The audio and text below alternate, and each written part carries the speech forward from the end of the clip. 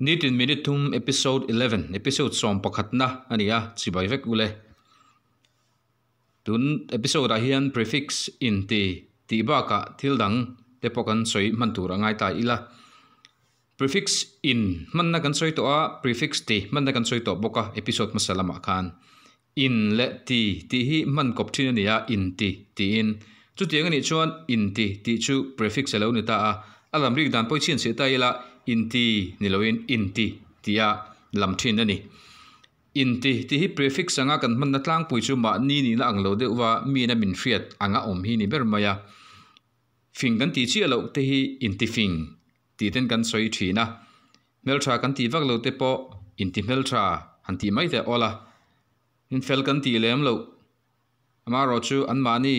fel ang taka ka tiang han om thin te ka inti fel te po kan ti thin boka chu kan man na tlang pui ani a hin inti ti kan man na dang chu ma ni chowa midang tel lem lova thil kan han ti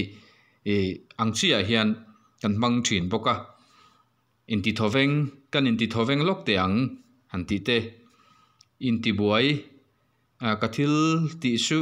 ka ti fu lova ka inti buai ta ve ka lom le ti te chunga chon kan mang thin inti ti le inti hi unmodified form ve chu ti le inti ti ania chu bo chu prefix tho ania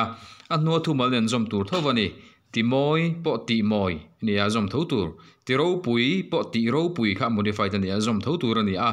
inti meltra ti po inti meltrat ti khania zom tho tur ani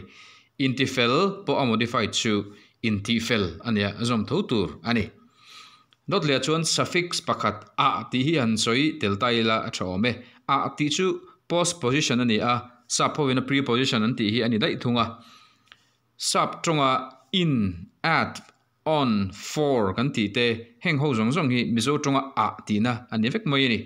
chu tianga man ani chuan thumal hnunga a beta suffix kan ti kha lo ni ta ni intirnan aizola kakal ina ka om khuma kamu do kan sunga daro pangpar hi ina khoya kadu khoya nge ikal inga nge lo hon dai ti te khang ho zong zong kha suffix ani a kha ma thu nen kan zo tin atlang puin mizo tonga hian a hi a ma thu nen zom ne de uveka zom lo na tlem te oma chu verb akhi modified form chu a ania chu tiang che chuan verb at hi a modified form chu a tho ania ip te a dan chu han ti te chem te a hi na han ti te chunga chuan kan zom lova khang ti lowa kha chuan atlang puin ama thunen kan zom de uvekani chu engemo ka soi mai pal ka hriat mai lo kan lo a ti zom lo na kan lo khrepal ni chuan comment lama te po an soi ta ula tho me khang kha kan han zir thei chu ni a tuk lama dang kan zir ho le don nia